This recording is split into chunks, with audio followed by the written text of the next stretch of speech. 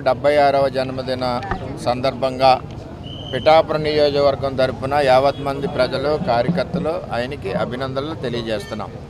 ఆ భగవంతుడు నిండు నూరేళ్లు ఆయురారోగ్యాలు ఇవ్వాలని చెప్పి రాష్ట్రాన్ని మరింతకు ముందుకు తీసుకెళ్లాలని చెప్పి మా అందరి యొక్క అభీష్టం. ఆ భగవంతుడు ఆశీస్సులు ఉండాలని కోరుకుంటున్నాం.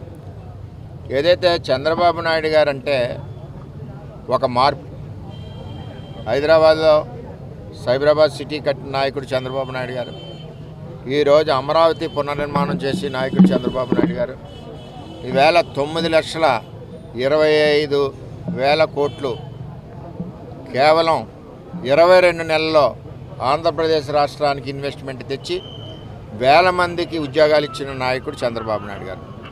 అదేవిధంగా సూపర్ 6 కార్యక్రమాలని ఇంప్లిమెంట్ చేసిన నాయకుడు చంద్రబాబు నాయుడు గారు. అంటే ఒక పక్క అభివృద్ధి, ఒక పక్క సంక్షేమం.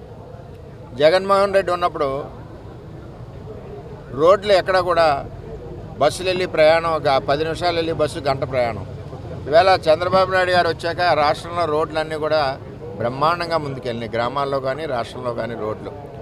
అదేవిధంగా ఎక్కడికక్కడ ఫెసిలిటీస్, మహిళలకి ఉచిత బస్సు, రైతులకి అందరికీ ఇరిగేషన్లో పోలవరాన్ని ముందుకు తీసుకెళ్ళడం, ఇవన్నీ కార్యక్రమాలు కూడా చంద్రబాబు నాయకత్వంలో మరి ముందుకెళ్తూ ఉన్నాయి. అటువంటి వ్యక్తి నిండు నీరేళ్ళు ఉండాలని కోరుకుంటున్నాం.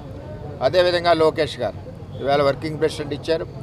పార్టీని పునాదులు గట్టిగా ఉండే విధంగా పార్టీ కార్యకర్తలు, పార్టీకి ఎవరైతే కష్టపడ్డారో వారందరికీ పొజిషన్లు ఇచ్చి ఈవేళ 2029లో పార్టీ గెలుపు సిద్ధానికి చంద్రబాబు నాయుడు గారి సారథ్యంలో లోకేష్ గారు వర్కింగ్ ప్రెసిడెంట్గా పనిచేస్తున్నారు. మేమంతా కూడా 2029కి అత్యధిక మెజార్టీ ఇంకా ఎక్కువ వచ్చే విధంగా పనిచేస్తూ ఉన్నామని చెప్పి తెలియజేస్తున్నాం.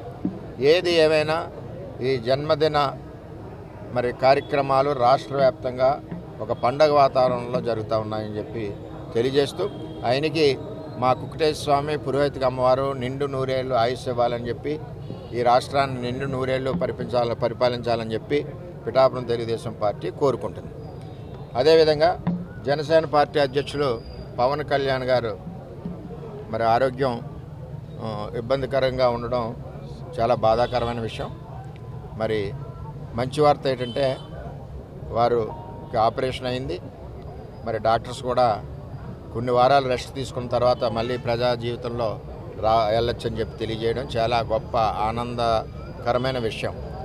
త్వరలోనే ఆయన కోలుకుని మళ్ళీ ఆంధ్రప్రదేశ్ రాష్ట్ర ప్రజల సేవలో ఆయన ముందుకు స్పీడ్గా నడుస్తారని పిఠాపురం తెలుగుదేశం పార్టీ ఆశిస్తుంది.